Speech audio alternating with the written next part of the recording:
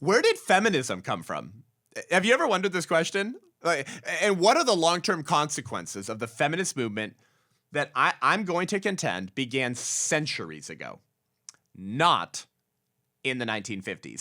Feminism is much more than braless women running around during the sexual revolution. Feminism has tentacles reaching into the satanic occult, socialist regimes, and modern leftist agenda initiatives like transgenderism. It is indeed all connected.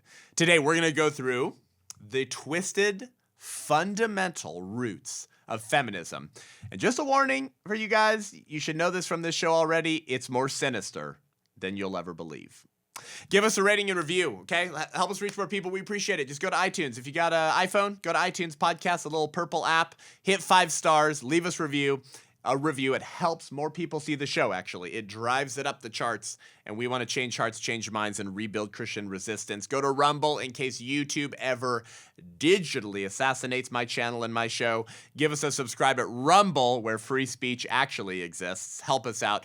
And join the White Rose Resistance. We need your help. Go to thewhiterose.life if you want to be a part of rebuilding Christian resistance in America through our chapters around the country, through our films, through our media, through our curriculum, through our training, okay? Through our church tours, through our university tours, through our books, through our app where you can take courses and get discipled and equipped to be a pro-life ninja, to stand against the tide of the anti-family culture of death. We need your help. We want to equip the church to reclaim her mantle on these issues, because it's always been the church's job. If you care about that, go to thewhiterose.life and join us as an ally at $35 a month, and you get your battle box in the mail and turn you into a pro-life ninja.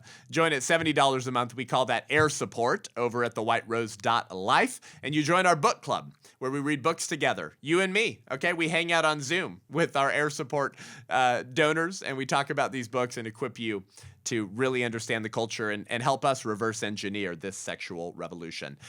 Okay, let's get into it. Buckle up. This is the Seth Gruber Show.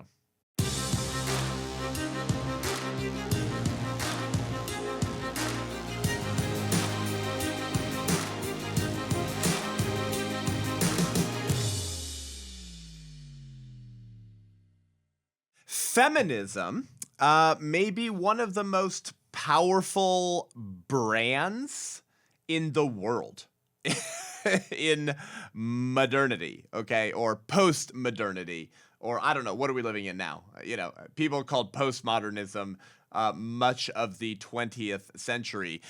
Feels now like, you know, post-truth or something, but this, I mean, like, even growing up, I don't know about you guys, but for me, it was like, everyone wanted to say they were a feminist. Maybe I just didn't grow up in like fundamentalist enough circles.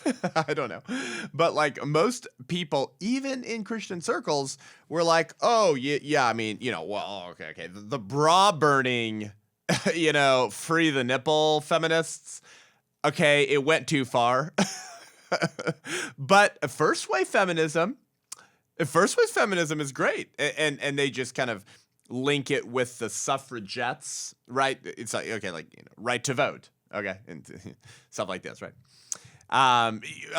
Getting laws passed to stop you getting fired for being pregnant, right? That was one of the things that like launched Betty Friedan.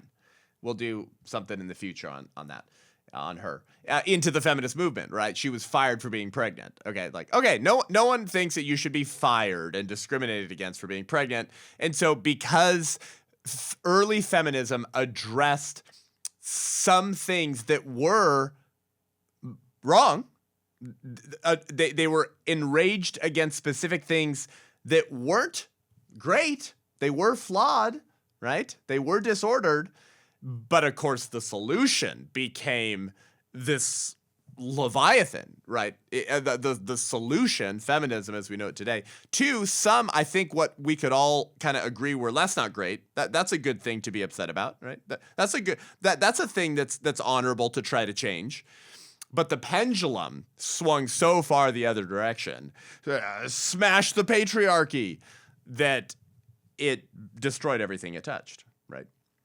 So when I was growing up in the late 90s, early 2000s, and certainly when I went off to college, everyone was like, yeah, no, I believe in the basic feminist ideals.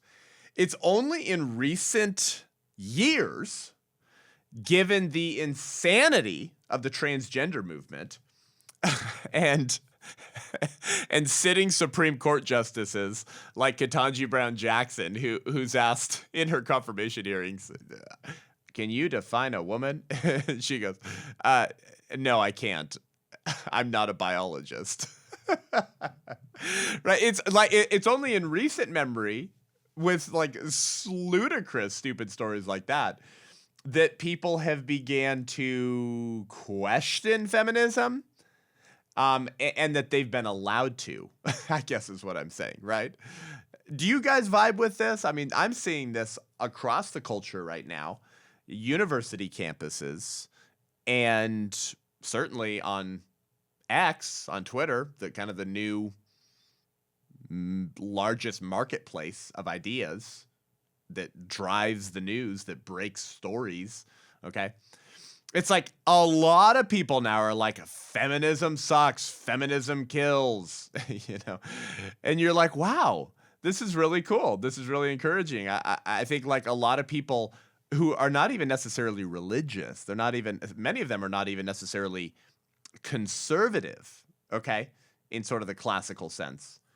And yet they're like, whatever feminism is and whatever it's birthed, I'm against that. It's super interesting. Pat Buchanan, who ran for president in 1992 against then incumbent George H.W. Bush, he has this line that got him excoriated when he said it. I was 1 year old, okay? Absolutely excoriated. And labeled, you know, whatever the equivalent was of Christian nationalist back then, Christo-fascist, okay, conspiracy theorist, you know, just slinging red meat for the fundamentalist GOP base, you know.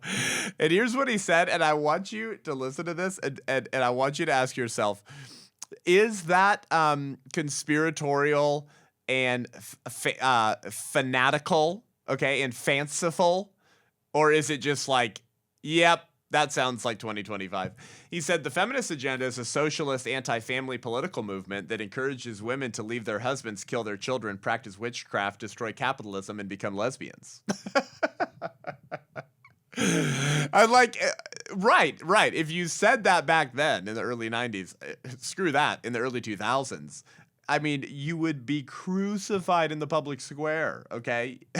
You would be martyred for saying something like that.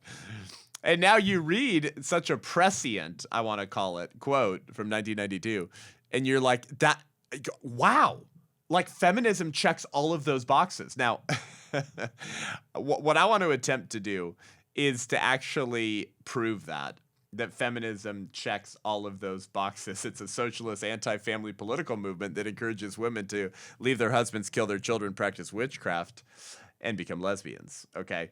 So let's ask the question, where does feminism come from, right? Or maybe like, who was the first feminist?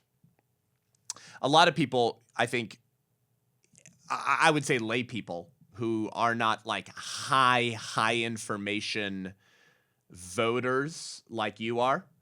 Obviously, if you listen to this show regularly, you're a pretty high information voter, right? We talk about all this insanity in the culture, and you know, the agendas of politicians and laws that would have made not your grandparents, your parents roll in their grave.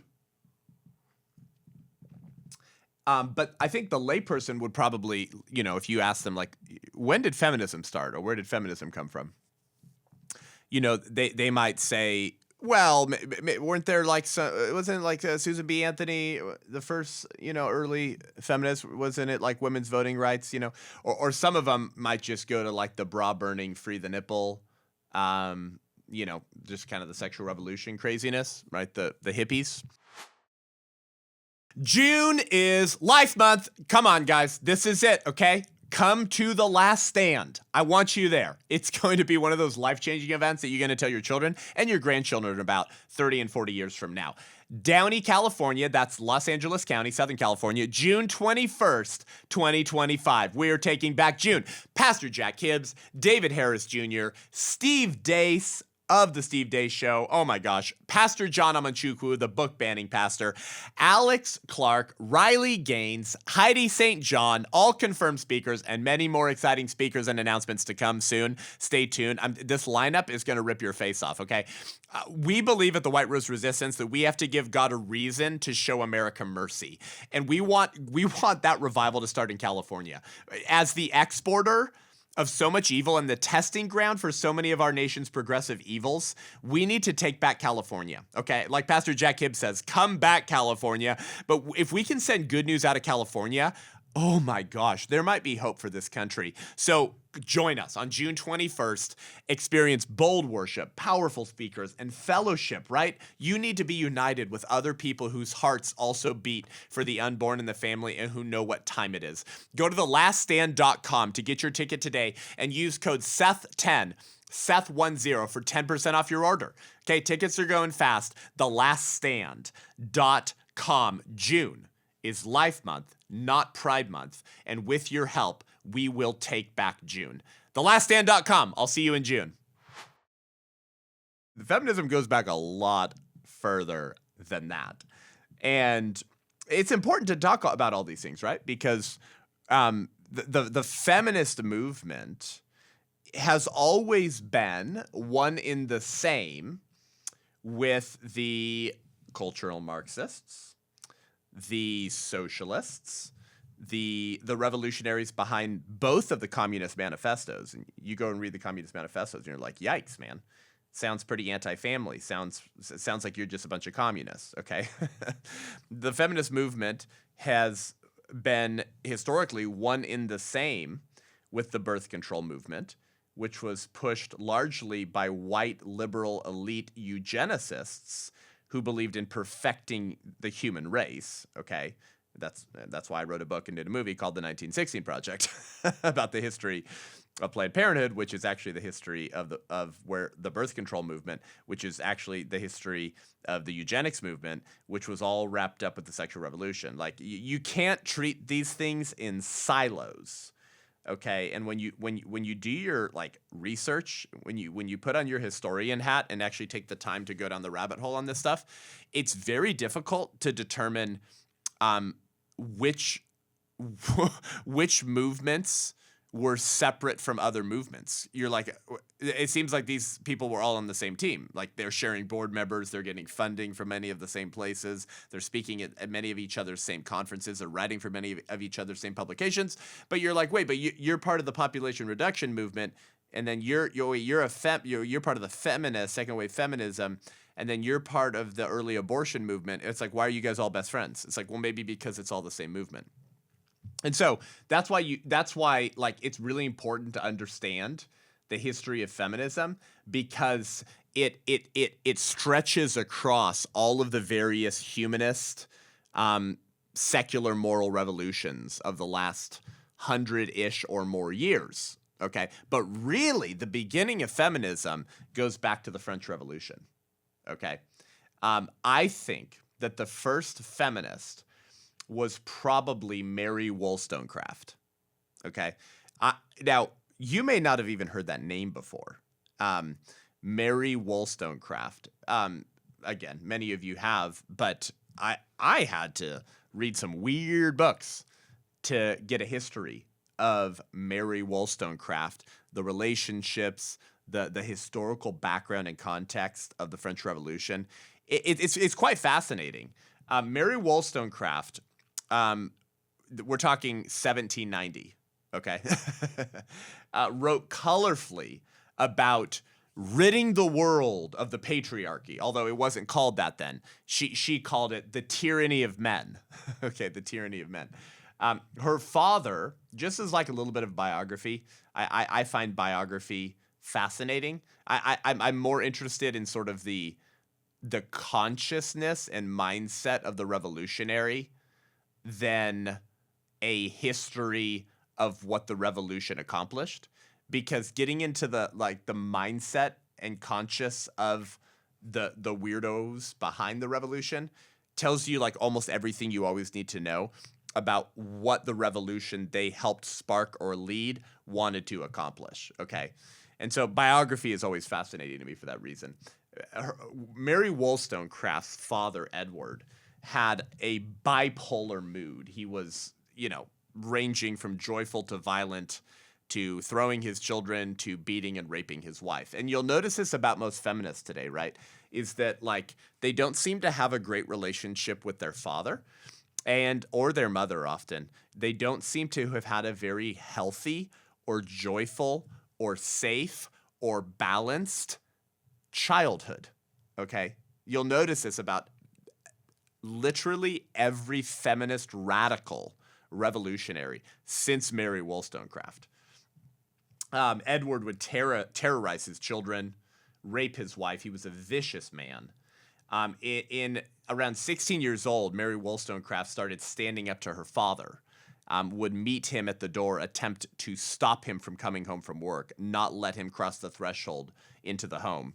After leaving home, Mary Wollstonecraft began writing and eventually befriended a radical publisher named Joseph Johnson in London, who began to publish her first works. But she really launched onto the public scene in 1790, which is, a year or less into the French Revolution, with her book, A Vindication of the Rights of Men. It catapulted her to fame, and she began to meet and coordinate with folks like Thomas Paine and William Godwin, who was another radical anarchist author and revolutionary of that era. Thomas Paine, you'll recall, wrote Common Sense and the Rights of Men. He defended the American Revolution. What people don't know about Thomas Paine is he also defended the French Revolution. Many people don't know that Thomas Paine was not a great guy. Okay, not at all. In fact, he was going back and forth between France and America at the time. And a lot of what you see in the radical secular left today, okay, like the full-time revolutionaries that give their whole life to tearing down Western civilization and abolishing the family, okay? What we see today with like the youth, right? The radical leftists, the most dangerous ones are usually university students, okay? And you see that with Antifa and the BLM riots and all of these things. So youth revolutions driving cultural destruction. Activist journalism, right? So the press being mobilized as a tool for the revolution. I call them journalistic prostitutes for the culture of death. It's like, oh, you're not a reporter. You're not just reporting the news so that people know what's happening. Like you're selectively covering things that push forward the leftist ideology and avoiding the things that might damage the leftist narrative, right? And you're funded by radical anti-family, socialists, communists in a sort of Jean-Jacques Rousseau vision of returning man to their original state of nature by throwing off society, man. It's society that's burdening me. Like that activism of journalism as a tool for the left, that's also starts with the French Revolution. Like all of those themes that we see today from the radical left in our culture today, all of those aspects find their inception, their beginning, their genesis in the French Revolution. That's why studying the French Revolution is fascinating, because it's the beginning of so much of what we see today. Its innovation and its beginning is 1789 to 1795. Okay, the French Revolution. Well, Thomas Paine was going back and forth between America and France, and Thomas Paine literally was having what's it called in French? A ménage à trois. Okay, I don't speak French. A threesome with one of the first progenitors of activist journalism named Nicolas Bonneville, who was like one of the main dudes as a journalist activist in the French Revolution. And Thomas Paine started a threesome, started sleeping with Nicolas Bonneville and his wife, and brought Bonneville's wife back with him to America for like 3 or 4 years. It's like Thomas Paine was a real weirdo kook. But Mary Wollstonecraft's popularity with her book, A Vindication of the Rights of Men, catapulted her into meetings and, cocktail parties with folks like Thomas Paine. Anyways, why am I telling you all this? Because there's more to the story. It's because this is the first feminist. And the aspects of her life and the aspects of her writing and her focus and her beliefs are impossible to detach from the primary doctrines or precepts of feminism today. It's where you see most of the core doctrines of feminism in Mary Wollstonecraft's life and writing in 1790 to 1795. Okay. So she later became much more popular for her second book in 1792 called A Vindication of the Rights of Women.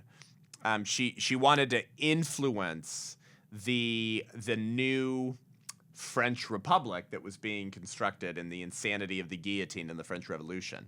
And shortly after her second book, she traveled to Paris to watch the revolution unfold firsthand, right?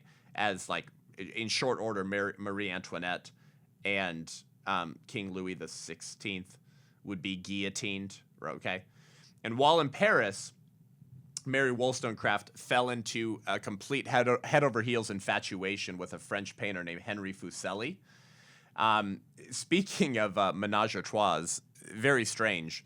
Mary Wollstonecraft, who believed in throwing off the burdens, okay, of the family, abolishing the sort of the family structure as we know it today, was so infatuated with Henri Fuseli that despite the fact that he was married, she suggested moving in with this French painter and his wife to live together. Well, the wife didn't like that. So Mary Wollstonecraft was publicly embarrassed. And after her embarrassing proposal, she was walking through the courtyard of the Place de Revolution, where the guillotines were, where the decapitations were happening. And she's just on a walk, and she slips and falls. She looks down, and she's slipping in human blood that has soaked the streets from the recent decapitations from the guillotine the night before. Like this is the environment that she's living in. She actually starts work on a book about the French Revolution, but it wasn't popular. She completely missed the core message, which is that sexual liberation, passion, okay, unmoored from tradition, from morality, from religion, descends into passion of a bloodier sort. And so her book on the French Revolution was largely ignored.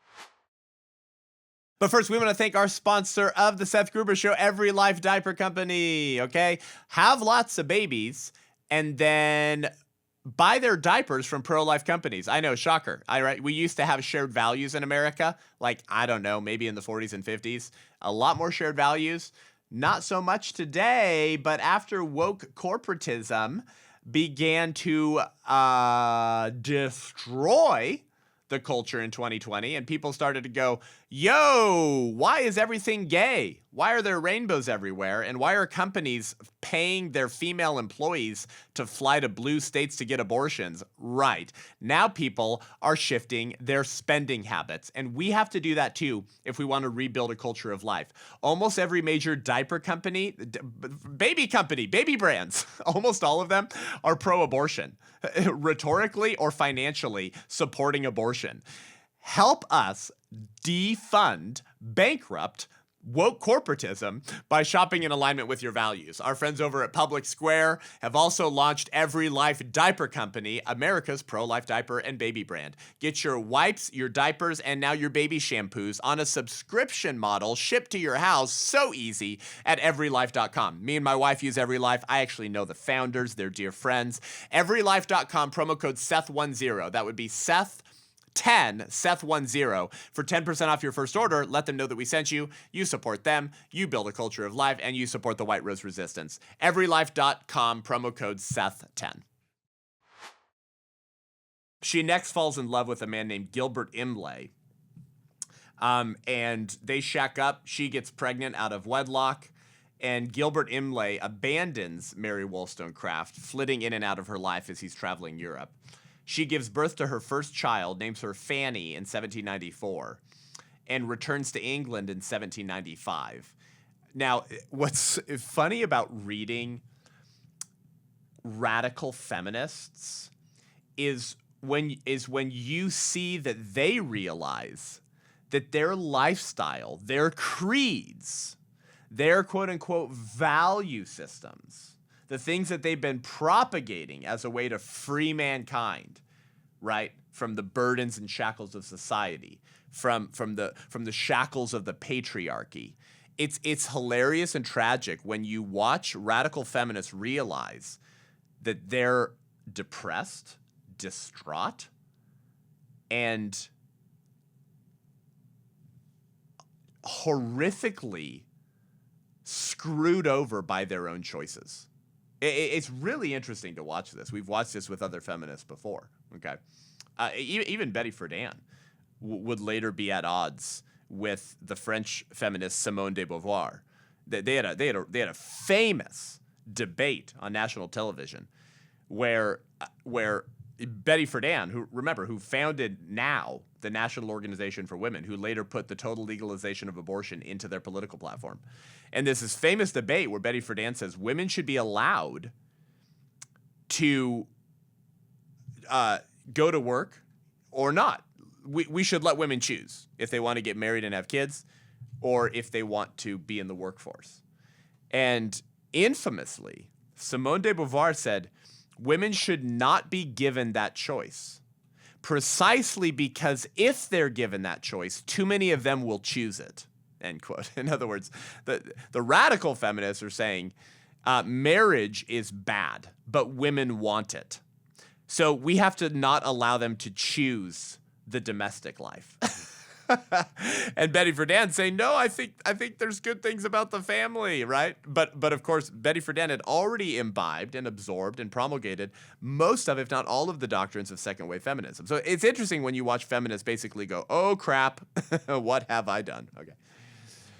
So despite speaking out against the dangers and the oppressive nature of the nuclear family and of marital fidelity, and espousing the doctrines of free love, Mary Wollstonecraft returns to England in 1795, traumatized and distraught, writing letters to Gilbert Imlay over and over again saying, come back to us. Like, you go read it. She's totally distraught. She's saying, when will you come visit us? When will you choose to be with your daughter, with me? So she attempts to kill herself twice. She fails to, finds a new zeal for life, and reunites with an old acquaintance that Mary Wollstonecraft met in those gatherings with Thomas Paine and others. His name was William Godwin. Godwin was a declared anarchist. He believed the family was the enemy of happiness. He was an admirer and reader of Enlightenment thinkers, like Mary Wollstonecraft was. William Godwin was actually formerly an ordained minister, but turned revolutionary leftist, whose book Political Justice had catapulted him to fame. Well, William Godwin and Mary Wollstonecraft shacked up, and Mary was soon pregnant again. They later married on March 29th, 1797. So much for free love, I guess, and liberating yourself from the bondages of the natural family. And their daughter Mary, named after Mary Wollstonecraft, was born in September of 1797. This would become, by the way, just as a point of interest here, Mary Shelley, the author of the book Frankenstein. Did you know that? Frankenstein was written by the daughter of the first feminist. Wollstonecraft passed away 10 days, tragically, after giving birth to Mary from an infection. And William Godwin later wrote the famous biography of his wife, the biography of Mary Wollstonecraft, which actually disenfranchised a lot of admirers, because they realized, despite all the doctrines that Mary Wollstonecraft had been preaching, many of them she did not actually live out as vociferously in her own life as she was requiring others to do. But Mary Wollstonecraft wrote about fundamentally restructuring society away from male hierarchy. She believed in women's education, but an education and type that would have been run by the state. She defined women based on being human creatures, rather than on sex-specific qualities that only women have. To Mary Wollstonecraft, the capacity for motherhood was not essential to being a female human. Okay? This notion or understanding of a female that is separate or divorced from her being a wife or mother is essential to understanding the next 230 years of feminism, okay? Mary Wollstonecraft wrote this. She said, "I wish to show that the first object of laudable ambition is to obtain a character as a human being, regardless of the distinction of sex." End quote. To develop a character as a human being, regardless of the distinction of sex. And by the way, this is then why feminism is fundamentally against those very unique and beautiful aspects of what makes a woman in the first place, right? Like, have you heard people say, like, feminism is anti-woman? Well, it's like, well, yeah, actually. Divorcing your definition of a woman from an understanding of what makes her unique from him leads eventually to the trans movement, right? Whose definition of a woman isn't that far off from that first generation of feminists. I've said this on the show before. Feminism led to transgenderism. And you go, and people kind of, I think, who aren't as deep thinkers as maybe all of you who watch this show regularly, you go, well, that doesn't make sense. Because feminists, okay, well, the word's right there. Feminine. Female. Feminists. So surely feminists are women, although the whole new thing right in the last 40 years is like, I'm a male feminist. Okay, like, oh, whatever. So feminists refer to females or feminine. So surely the feminists must believe that there are women. That's what, yeah, you'd think, right?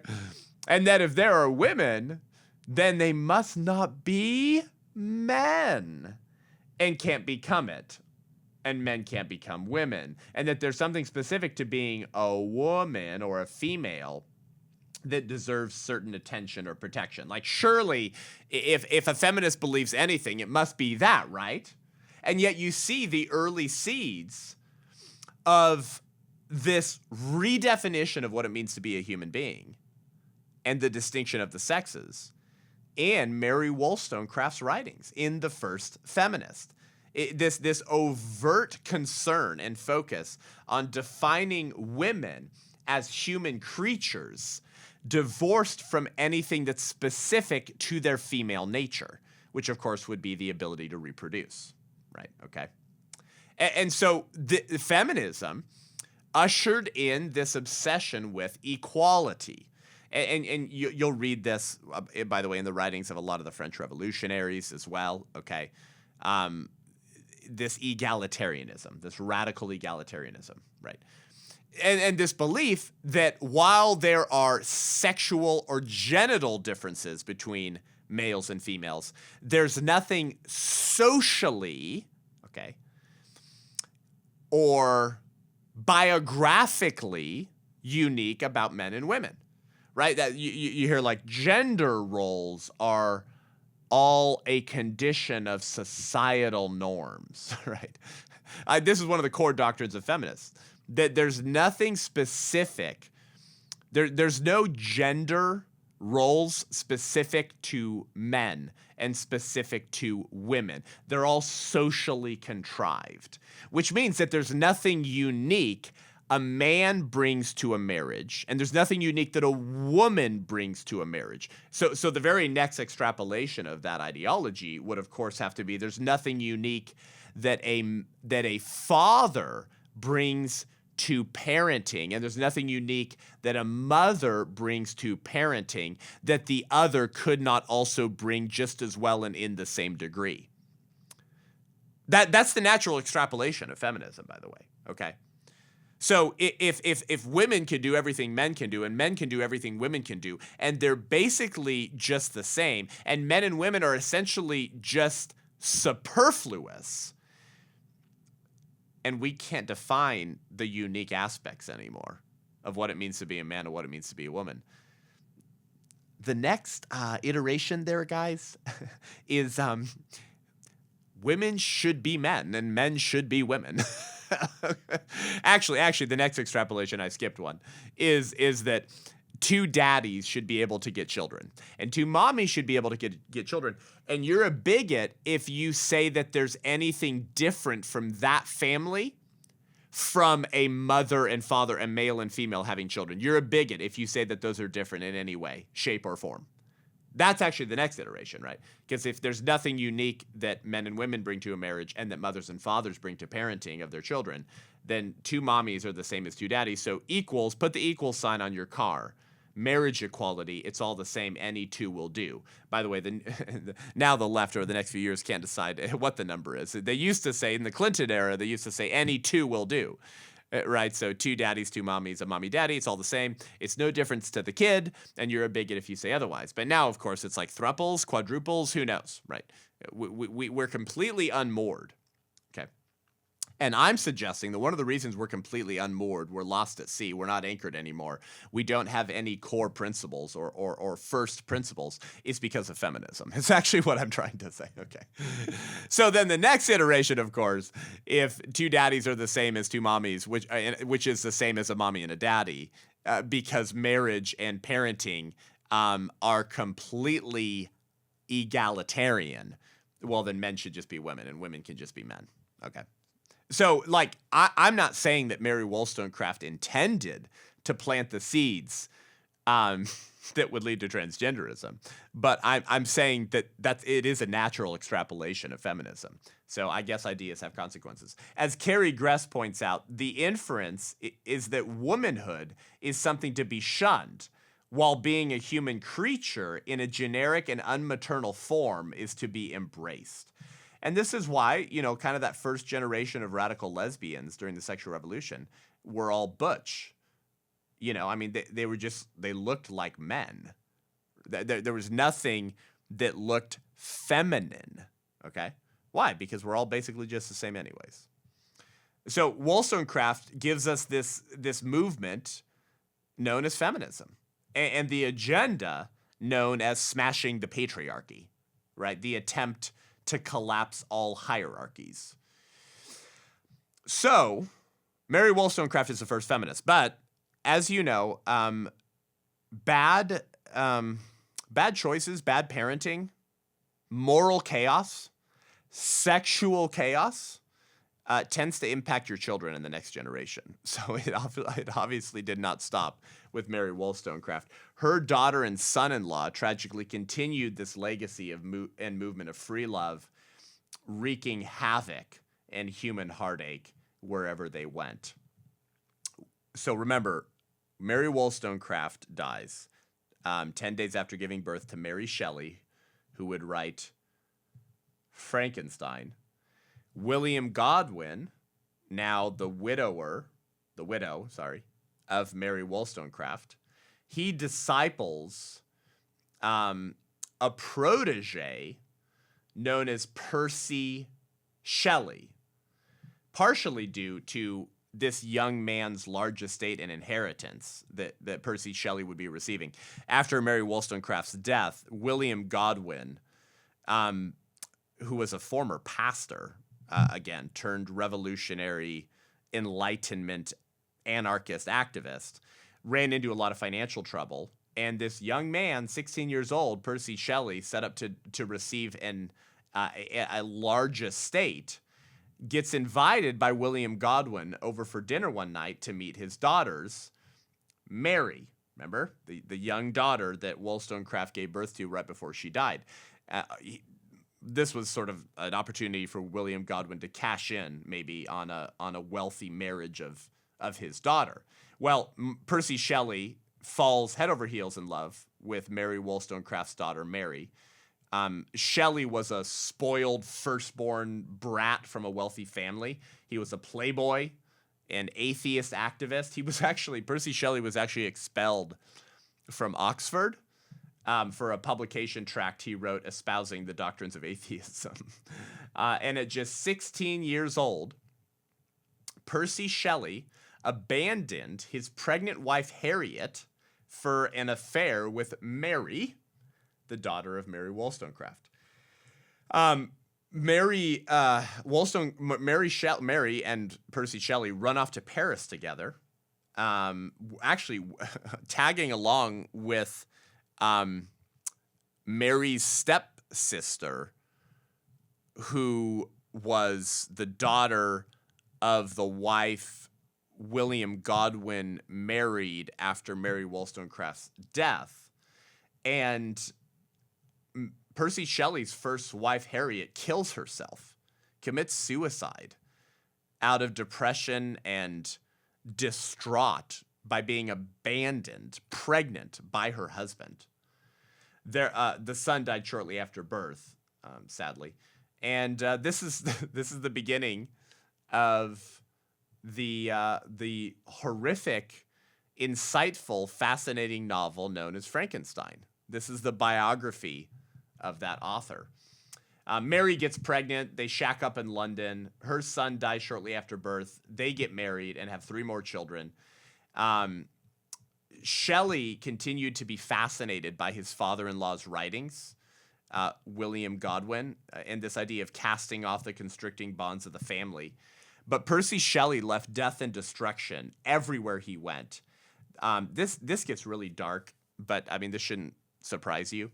He eventually seduced his wife's half-sister, Fanny. Now, if you remember, Fanny is Mary Wollstonecraft's first child, her daughter, from her relationship with Gilbert Imlay, who she was pleading to stay with her, remember? Before Wollstonecraft tries to kill herself, suicide herself 2 times. Her daughter, Fanny, who ends up growing up in the home with William Godwin, because Wollstonecraft was continuing to raise her daughter after she married William Godwin.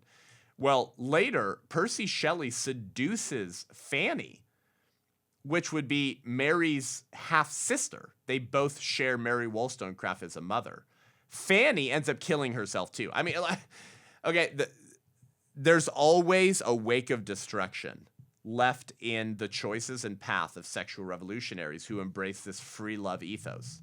And one thing you'll notice about feminism today and historically is its fascination with and seemingly always looming closeness to the occult and to the satanic, right?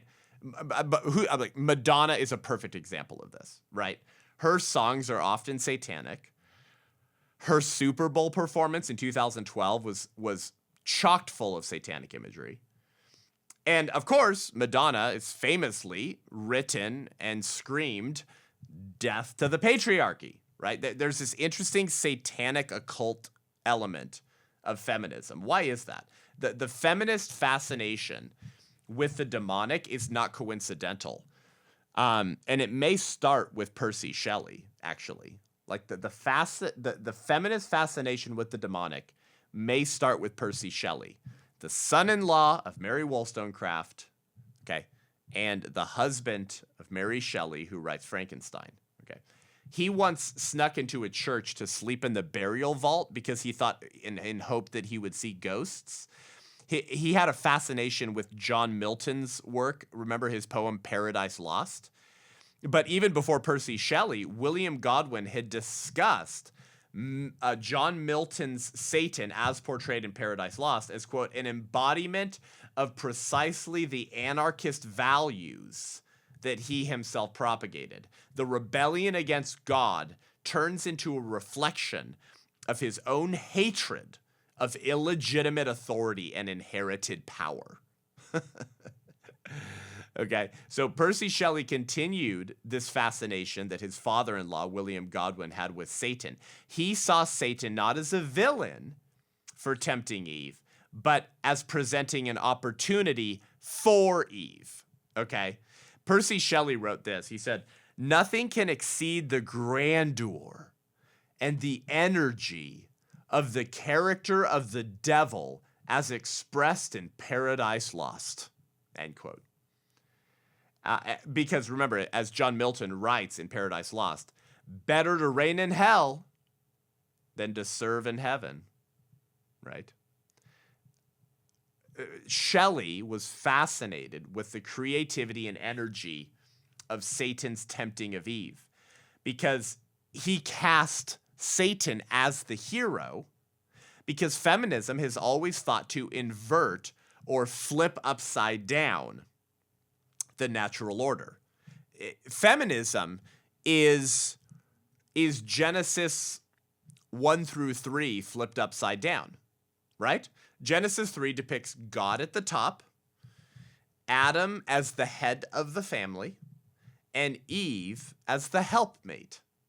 But if Satan is the hero, okay, then the serpent, that is to say the beast, the animal, is the highest authority. Now Eve is next, right? You have to smash the patriarchy. Adam is last, and God is removed entirely. Feminists love Satan because he was the first revolter against the natural order, inciting the woman to defy the natural order, right? Rules for radicals. Saul Alinsky, right? You know, in the introduction, he dedicates the book or acknowledges Lucifer. He says, who in defying gained himself his own kingdom, right? So what does feminism try to do? Well, feminism is fundamentally atheistic, so it denies God as a creator, as the natural, divine logic of the universe, who created natural hierarchies. It hates men. Feminism hates men. The second in the natural order, the father, the husband, the head of the wife, as the New Testament says. And it flips it all upside down. Now, the serpent, the beast, the animal, the lowest in the hierarchy, is put at the top. The woman is no longer a helpmate, but she will rule over her husband. And Adam is put last, and God is ignored entirely. I mean, like, and by the way, you see this then in Percy Shelley's writings. This is not me trying to just inject Christian commentary on feminism, although we should have Christian commentary for everything. What I'm actually saying is that, like, the first feminists injected religion and were obsessed with Genesis and were obsessed with Satan to rewrite the foundations of culture. They did that. They saw it that way, not me. In one of Percy Shelley's poems called Revolt of Islam, Shelley makes God the author of all evil and Satan the bringer of good. Satan becomes the icon of righteous revolt. In his poem Revolt of Islam, the heroine, Shelley's heroine, is named Sintha, who is the earthly messenger of Satan who defies gender roles. She is the voice of the feminist revolution, following Satan as his servant, as the liberator. In his poem, he has Sintha ask, can man be free if woman be a slave? Percy Shelley is obsessed with Paradise Lost. Percy Shelley is obsessed with Satan as the original liberator and revolter. Okay. This 19th century feminist, Mathilda Blind, described Shelley's Sintha, the heroine in his poem Revolt of Islam, as, quote, a new female type with no previous parallels in literature, because all other poems creating fictional female figures, however pure or lofty these might be, those figures had depicted her, the woman, invariably in relation as either wife or mistress, mother or daughter. That is, a supplement to man's nature. That's what feminist Mathilda Blind said about Percy Shelley's heroine. But Sintha now becomes the unattached female, not connected to family of any kind. She's known only in Percy Shelley's poem by her connection to Satan, not to a sister, not to a brother, not to a husband, not to a father, not to a mother, not to her children. She's known purely for her connection to Satan.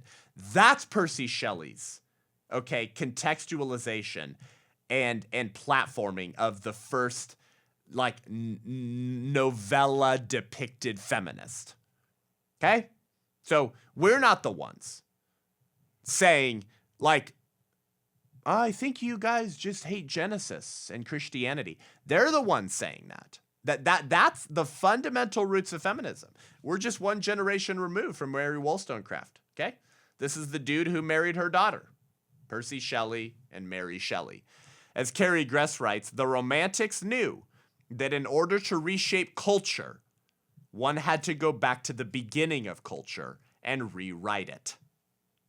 Well, the beginning of culture would be Genesis, of course. And Percy Shelley called sex differences, he called them detestable distinctions that would, quote, surely be abolished in the future state of being. It's like, dude, you can't make this stuff up. This is stranger than fiction. What? One of the first, probably Percy Shelley's probably one of the first male feminists, okay? Saying sex differences are detestable distinctions. Why? Because if man and woman are different, and if the sexes are different, and if they bring different things to a relationship, and they bring different things to a marriage, and they bring different things to parenting. In fact, we would say in the classical Christian tradition, there is no such thing as parenting. There is mothering and there is fathering. And that a mother will parent, okay, in a way that a father never can, and a father will parent in a way that a mother never can. Not that there's not any crossover, but that there's unique things that men and women bring to a marriage and to parenting, and then that's good, right? If all of that is true, okay, then it screams design. It screams order. And if that's the case, then the entire feminist ideology collapses. Feminism is fundamentally demonic because feminism is fundamentally, I guess, serpentile. That's why it's obsessed with the serpent. It's obsessed with Satan. It celebrates him as the first liberator, to question God's natural order, to question the first humans. Hath God really said? Did God really say? Are you sure that that's how he intended you to live? Okay.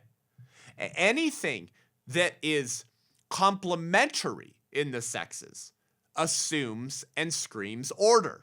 Okay. Like the fact that he's got those parts and she's got those parts and they go together, okay, in an act so comprehensive and spiritual that sometimes 9 months later it requires a name, is like horrific. It's threatening to the feminist order, to the feminist regime. Okay. So anything that reflects order and complementarity has to be deconstructed. And it is stranger than fiction that one of the first feminists, Percy Shelley, says these sex differences shall surely be abolished in the future state of being. Who knew that the first feminists were already putting in place the doctrines of transgenderism and gender-bending weirdness, huh? And it's from this insane culture and revolution and from this heartbreak that Mary Shelley writes her book, Frankenstein.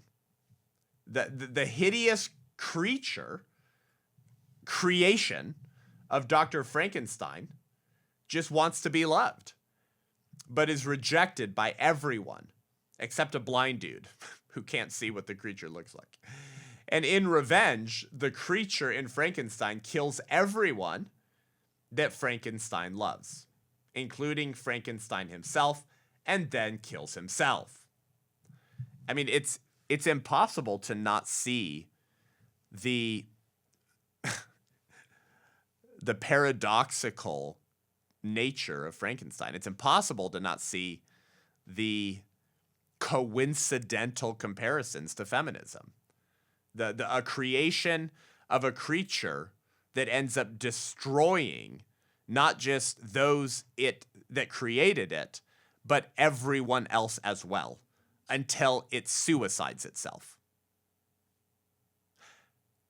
I want to say, I feel like in 2025, guys, feminism has suicided itself because it brought the patriarchy back. Now men are beating women in their own sports. That's hilarious. I mean, it's horrible. And by the way, there's people who are in violation of the Trump administration's executive order on this stuff, and they're being sued, and it's beautiful. But like, men are now beating women at their own game. Now men are women, and they will take your trophies, ladies, and they will force you to undress in front of them, and they will force you to let you use their locker rooms. Like, who else sees the irony here? The Frankenstein, I'm not saying Mary Shelley meant to do this, but okay, like, all nature is but art unknown to thee, to quote Alexander Pope, okay? Frankenstein is feminism. It's the monster created out of misery as an attempt to rectify the sins of the previous generations, that turns into a killing machine that kills not only those that created it, but everyone else as well, until it suicides itself, until the monster kills itself. Feminism has suicided itself in the 21st century. The feminists don't even know what to do anymore, because the male chauvinists are back wearing woman face. Now they are the feminists, but they're actually women now, and they will beat you and destroy you at everything until you're getting the living pulp beat out of you in a boxing cage at the Olympics. Remember that one? Because now men can beat up women legally. Wait, sorry. Nope, don't call it a man. It's a woman. Okay, but it's got 2 male chromosomes. Like, that's Frankenstein. How prophetic, how prescient. Isn't that weird? Anyways, but it's a seemingly biographical novel. Mary Shelley knew that it was her birth that killed her mother. Her father had rejected her for years. Remember William Godwin? And only reestablished contact with her because of her connection to wealth through Percy Shelley. Mary Shelley seems like the sad creature in Frankenstein, lost and looking for love.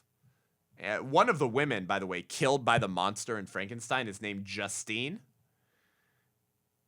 which is the title of the Marquis de Sade's novella, Justine, which he called was a book capable of corrupting the devil himself.